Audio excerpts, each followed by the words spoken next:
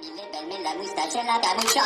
Sito patamilo, mila takatiki punetika. Sito patamilo, mila takatiki punetika. Sito patamilo, mila takatiki punetika. Sito patamilo, mila takatiki takatiki. Sito patamilo, mila takatiki punetika. Sito patamilo, mila takatiki punetika. Sito patamilo, mila takatiki punetika. Sabile verme la moustache et la capucha. What's going on? This is your man John Fortune, your host of the Frustrated Fan Sports Show. And today I had to get in on this topic because I feel that everybody's truly looking at this whole entire topic completely wrong. Because everybody's been talking about it as though it's one of these type of criteria situations where it's just about one grouping of people. But I'm going to actually tell you what it's actually about because a lot of people are getting it wrong. The thing I'm talking about, the topic at hand is the extension to the Rooney Rule. Now, everybody's been sitting here getting upset, getting mad because there's a couple people that I actually have a real big issue with. One of them being Brady Quinn. Brady Quinn was on, he does a radio show in the evening with another guy. And Brady Quinn actually had the nerve to come out his mouth and say that, oh, why does nobody look at Josh Rosen getting cut from the Arizona Cardinals as racist? As a response to the fact that they were trying to implement a draft giveaway, I would say, if they hired minority coaches. Now, that is something that I honestly have to delve deep into because a lot of people don't understand what this was really about.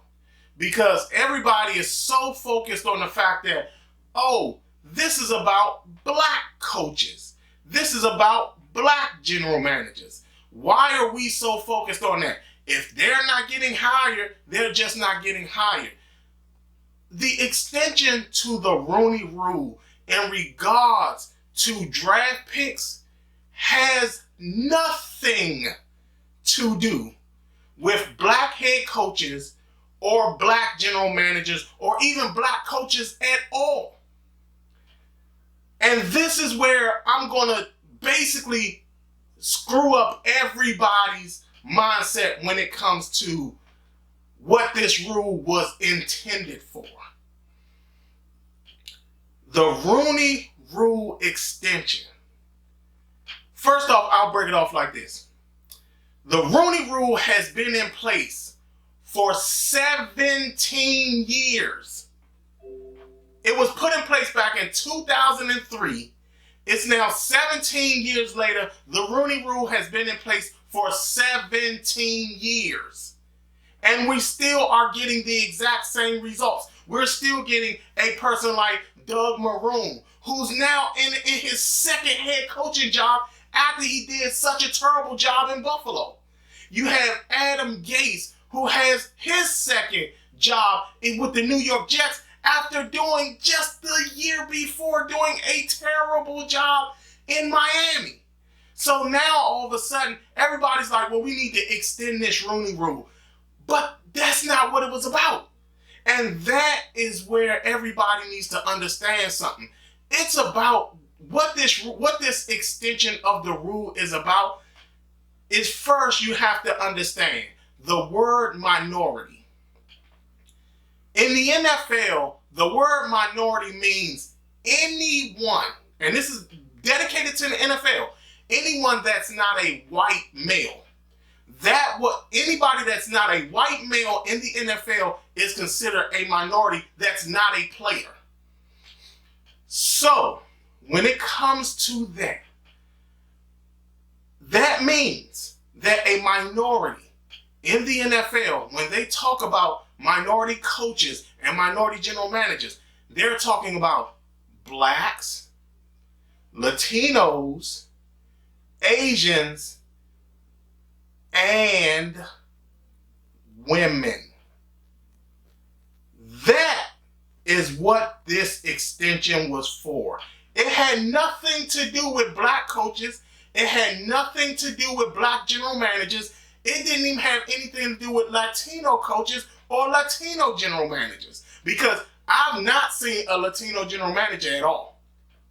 I think Ron Rivera may be the only Latino head coach. And to be quite honest, I've never really seen, other than I think Marcus Mariota, I think he might be, but I think that I've never really seen a Latino quarterback.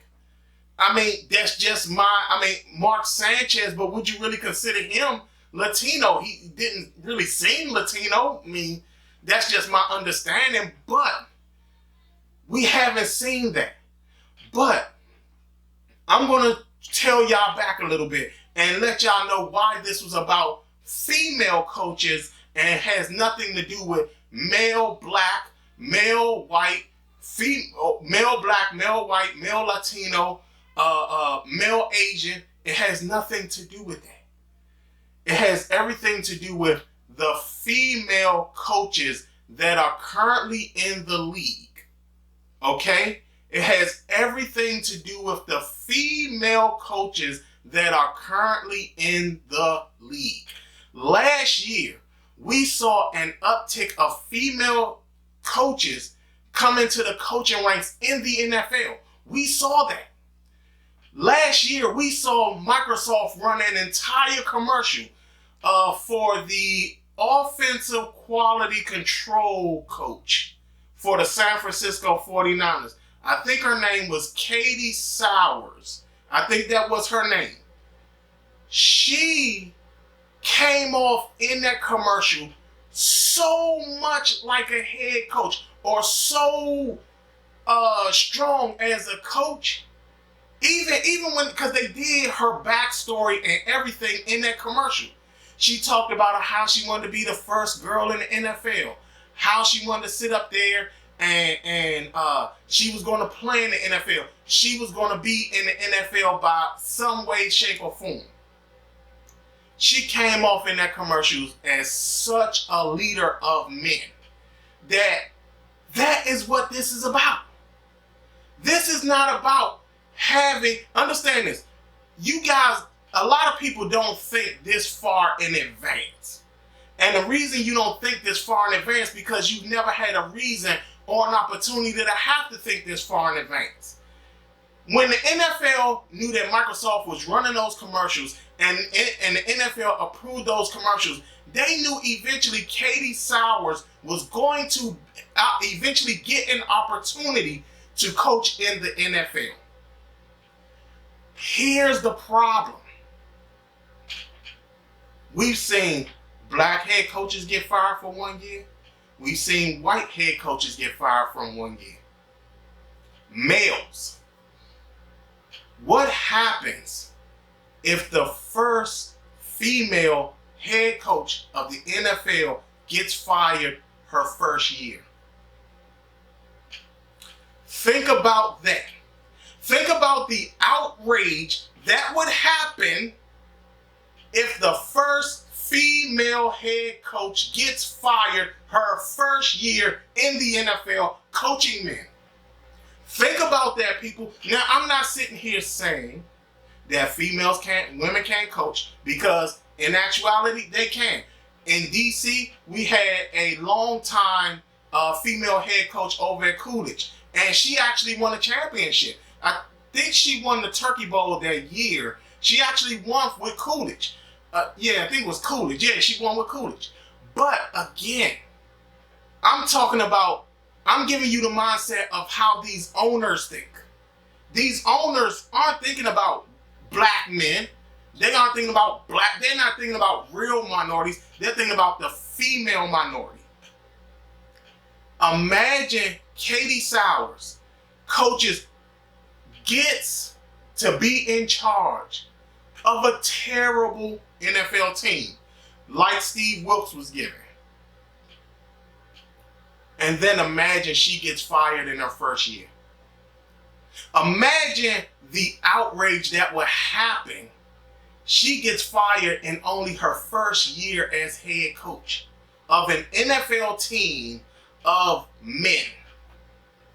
Imagine the owner that has to go on every talk show, every radio station, everything he has to do, and constantly being asked, why did you fire the first female head coach of the NFL? Imagine what Roger Goodell will have to do when it comes to cleaning up the mess that is going to happen. Think about the outrage from the women's groups that would come about.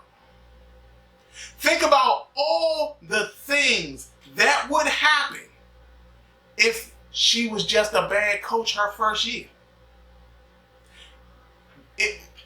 Understand this, if she was just a bad head coach her first year, just wasn't ready, just was not ready.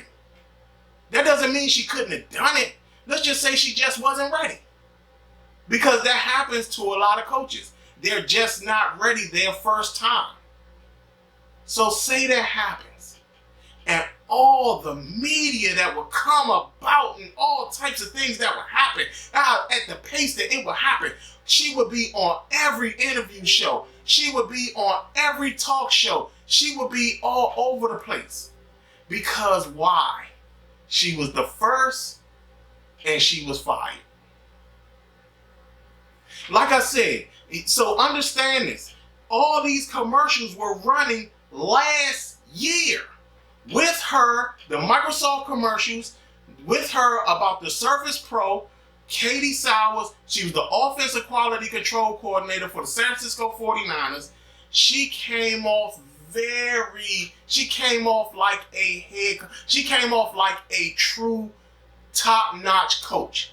And I'm not saying she couldn't coach. I'm just saying in that commercial, she came off as a person who could lead a team. No lie. But you have to think from the standpoint of owners who've gone through crazy stuff before. So think about it. For them, they can't have Katie Sowers sit up there, become a head coach, and get fired her first year as head coach.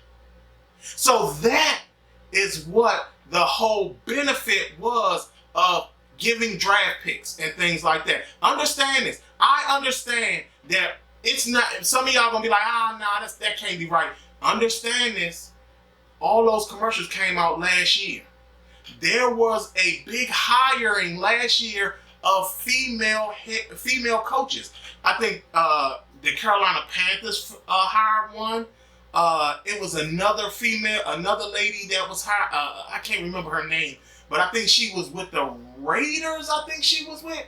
And you also got Katie Sowers. So understand this. Eventually, one of them will be a head coach. That's just what it's going to be. One of them will be a head coach. And because one of them will be a head coach, you have to understand something.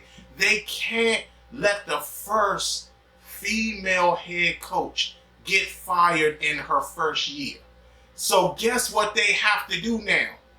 Give owners and general managers an incentive to make sure that these women don't fail their first year as head coaches. Understand it. This wasn't about black head coaches. This wasn't about black general managers, because the Rooney Rule has been in place for 17 years. And we still don't have the exact same. We still don't see the hiring going outrageous. The XFL actually showed that you could have a football league with minority coaches. They showed it. They absolutely showed it. And I think the NFL felt very embarrassed about that. But when it came to this incentive part, I think that in all honesty, a lot of it had to do with the fact that they can't let the first female coach get fired in her first season as head coach. And if you guys don't think that, you're not thinking as far ahead as some other people are. You're definitely not thinking as far ahead as some of these NFL owners are. This has been your man, John Fortune, and this has been the Frustrated Fan Sports Show.